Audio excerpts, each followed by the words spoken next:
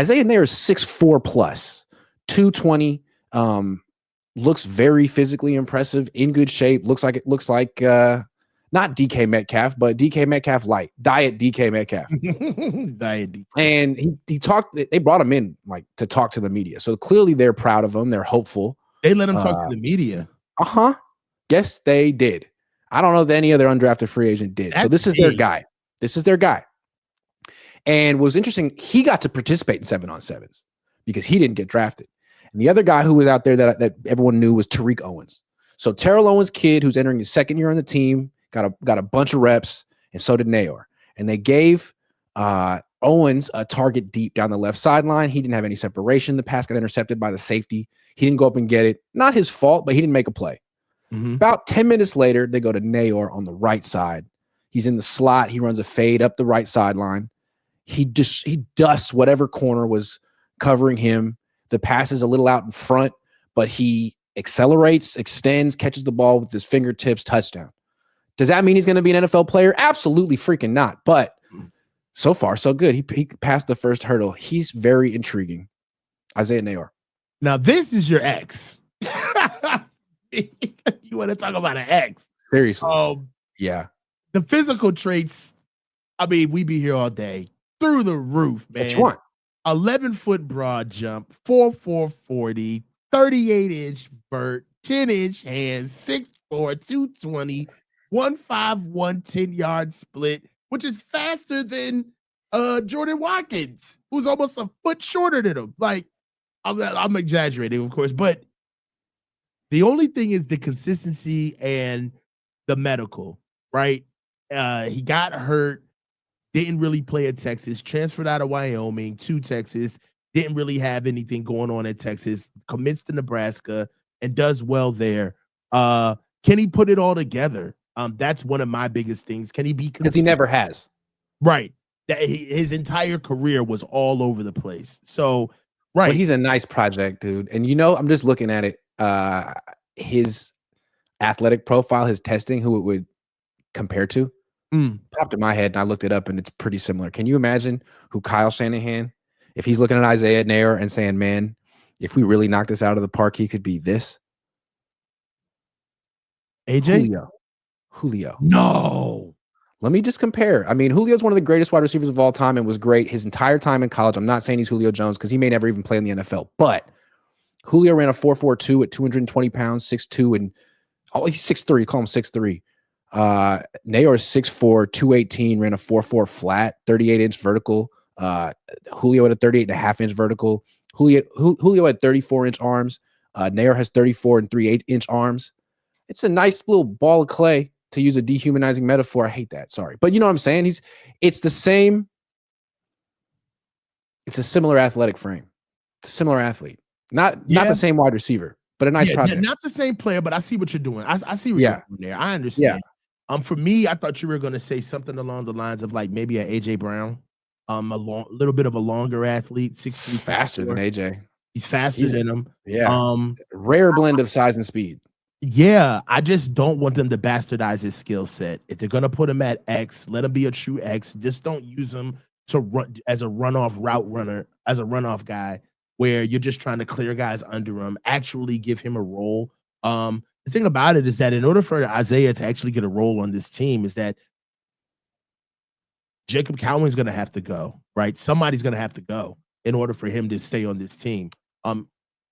Jacob Cowan can go. I'm sorry. No offense to Jacob, but like it seems like the organization isn't, or the coaching staff isn't that enthusiastic about him. And if you had to have a guy on your team who's like 5th in the wide receiver depth chart that you want to like throw out there for a couple snaps a game and take shots to, wouldn't you rather have it be a guy who's 6'4" and runs a 4.4 rather than a guy who's 5'8" and runs a 4.4? I'm just saying.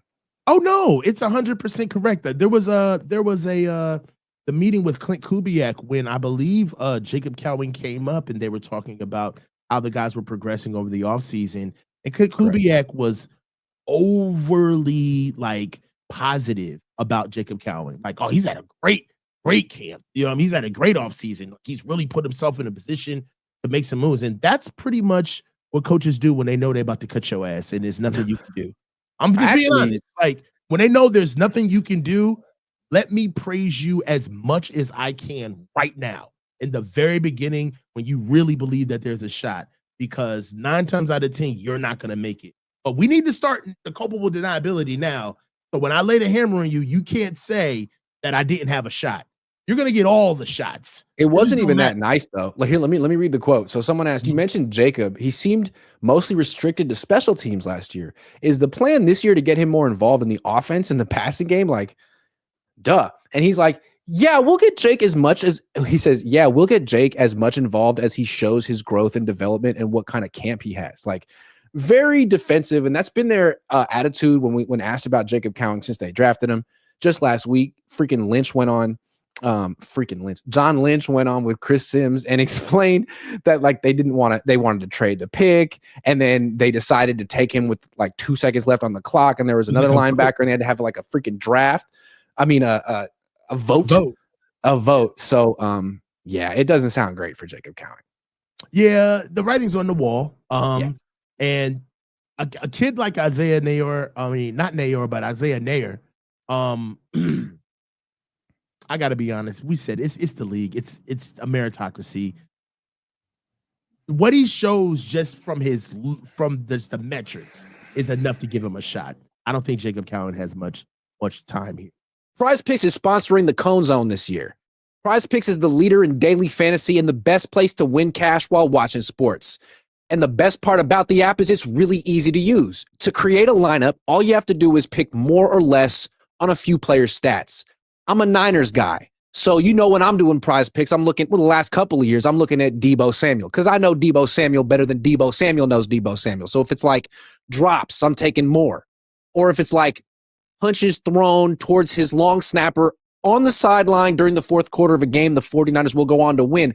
I'm smashing more because I know the 49ers and I'm a Prize Picks guy. Now, maybe they didn't have those exact plays, but they have so many plays that'll make your head spin. And you can play Prize Picks in over 40 states, including California and Texas. Best part about it is the new user offer. Prize Picks will give you $50 when you play your first $5 lineup. So win or lose, you'll get $50 just for playing. That sounds like a win to me. Use promo code Cohn, COHN, to claim your $50 today. Tell him Grant sent you.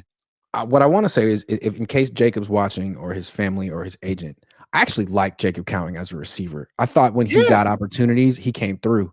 And if the Niners move on from him, that's their business.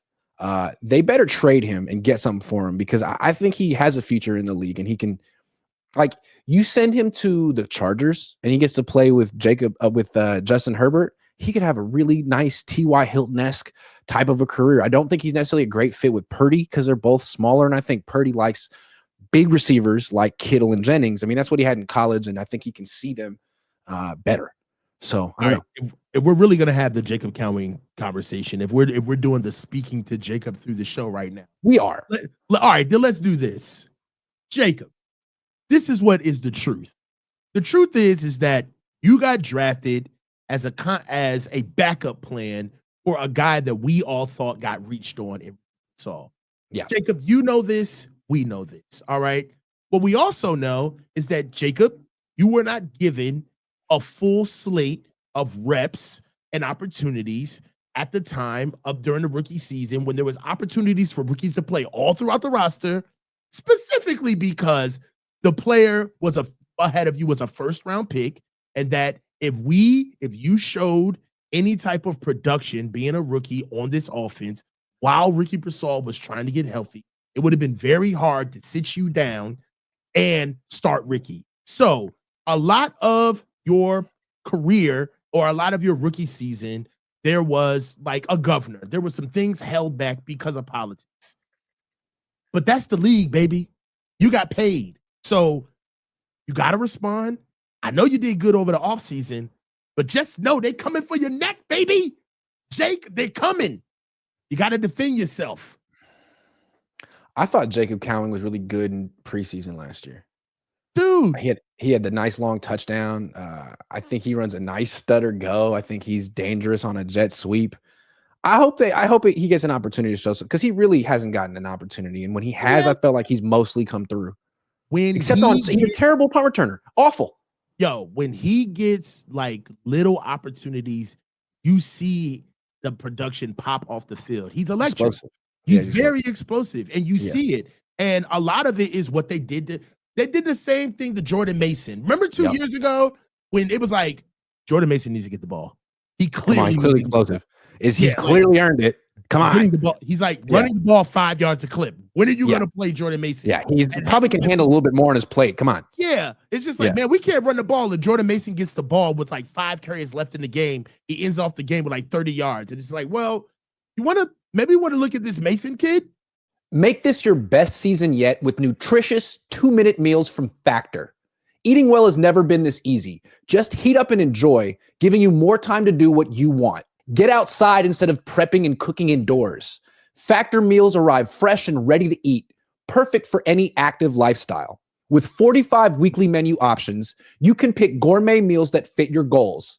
Choose from Calorie Smart, Protein Plus, Keto, and more. Factor powers your day with satisfying breakfasts, on-the-go lunches, premium dinners, and guilt-free snacks and desserts. It's easy to savor more this spring. Factor meals factor in the flavor with none of the fuss. Get started at factormeals.com/Cohn50off and use code Cohn50off to get 50% off plus free shipping on your first box.